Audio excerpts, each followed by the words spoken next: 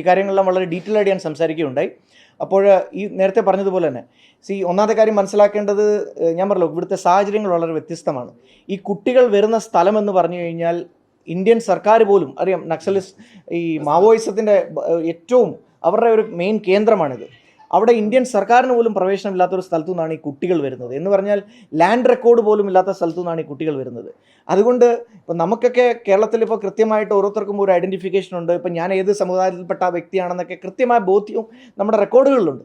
പക്ഷേ ഛത്തീസ്ഗഡ് വരുമ്പോൾ പലപ്പോഴും അതൊരു ഗ്രേ ഏരിയ ആയിട്ടാണ് കിടക്കുന്നത്, ബ്ലാക്ക് ആൻഡ് വൈറ്റ് ആയിട്ടല്ല കിടക്കുന്നത്.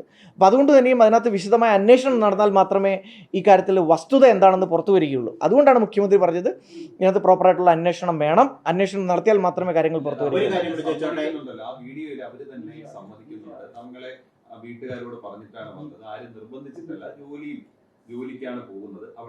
അപ്പൊ നല്ല കാര്യമല്ലേ? അപ്പം കേസിൽ വരുമ്പോഴത്തേക്ക് കൂടുതൽ ഉപകാരപ്പെടുമല്ലോ എന്നാണ് അവരും പറയുന്നത്. ഒരു കാര്യം എന്നുള്ളത്, ഇതിപ്പോ ഇങ്ങനെ ഒരു വിഷയം വരുന്നു, ക്രൈസ്തവ പുരോഹിതർ ഇക്കാര്യത്തിൽ ഇടപെടുന്നു, അവർക്കിപ്പോൾ കൊടുക്കാൻ കഴിയുന്ന ഒരു ഉറപ്പ് എന്താണ് ഈ സംസാരത്തിൽ നിന്ന്? ഞാൻ പറഞ്ഞല്ലോ, എനിക്ക് അദ്ദേഹത്തോട് സംസാരിച്ച് കഴിഞ്ഞപ്പോൾ ഭയങ്കരമായിട്ട് പ്രതീക്ഷ വളരെയേറെ വർദ്ധിച്ചിട്ടുണ്ട്. കാരണം ഞാൻ ഇവിടെ വരുന്നതിന് മുമ്പായിട്ട് മനസ്സിൽ ഒത്തിരി ആശങ്കകളുണ്ടായിരുന്നു. പക്ഷേ ഇവിടെ വന്നതിന് ശേഷം പ്രതീക്ഷ നല്ല രീതിയിൽ ഏറിയിട്ടുണ്ട്. ഉടനെ തന്നെ പ്രശ്നത്തിന് പരിഹാരം ഉണ്ടാവുമെന്ന് തന്നെയാണ് എനിക്ക് അദ്ദേഹത്തിൽ നിന്ന് മനസ്സിലാകുമ്പോൾ കിട്ടുന്നത്. പക്ഷേ ഇത് കോടതിയിലിരിക്കുന്ന വിഷയമായതുകൊണ്ട് അദ്ദേഹത്തിനും ഇതിനകത്ത് പ്രതികരിക്കാൻ സാധിക്കില്ല.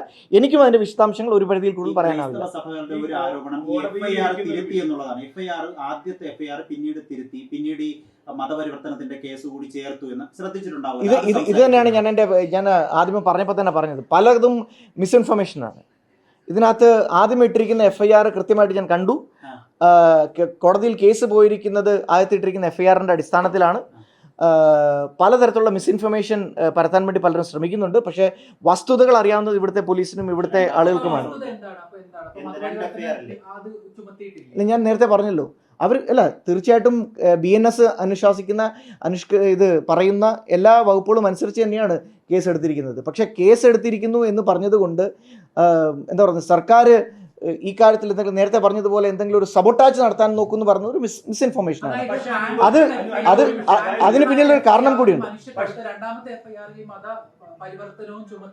ഈ രണ്ടാമത്തെ ഇത് ഒരു പോലീസ് മനഃപൂർവ്വം പെടുത്തിയതാണെന്നുള്ളതാണ് ഇന്നലെ CBCI പോലും പറഞ്ഞത് വാർത്താ സമ്മേളനത്തിൽ. ഇല്ല അത് കാരണം അന്ന് ഇവിടെ ഉണ്ടായിരുന്ന സാഹചര്യത്തിൽ, അന്നിപ്പം നമ്മളും മീഡിയം ഒന്നും ഇവിടെ ഇല്ലായിരുന്നല്ലോ, അന്നത്തെ സാഹചര്യം വളരെ വ്യത്യസ്തമായിരുന്നു. അന്ന് ആ സംഭവം നടക്കുന്ന സമയത്ത് സാഹചര്യം എന്ന് പറഞ്ഞാൽ വളരെ പ്രൈമാ ഫേസിയായിട്ട് മുമ്പിൽ കാണുന്ന വിഷയങ്ങളെ അടിസ്ഥാനപ്പെട്ടിയാണ് മുമ്പോട്ട് പോയത്.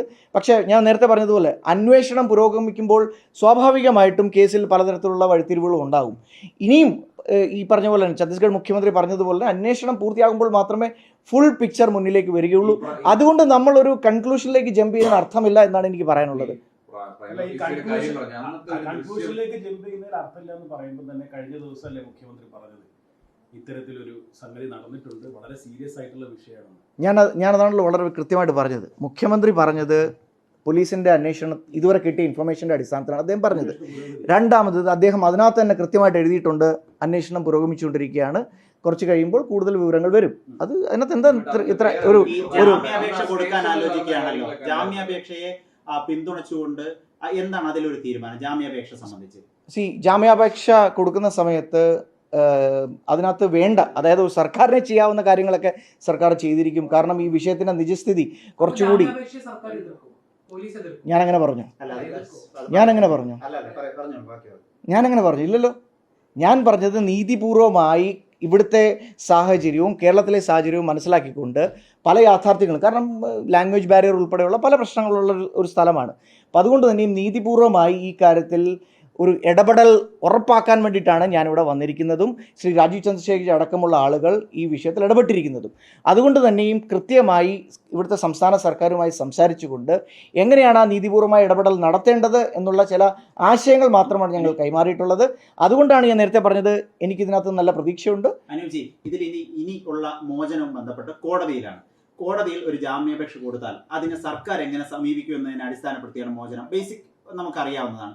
അതിൽ സർക്കാർ എന്ത് നിലപാട് സ്വീകരിക്കും? അക്കാര്യത്തിൽ എന്തെങ്കിലും ഒരു വിവരം കിട്ടിയിട്ടുണ്ടോ? നമുക്ക് പ്രതീക്ഷ നൽകുന്ന രീതിയിലായിരിക്കും കാര്യങ്ങൾ മുമ്പോട്ട് പോകുന്നത്.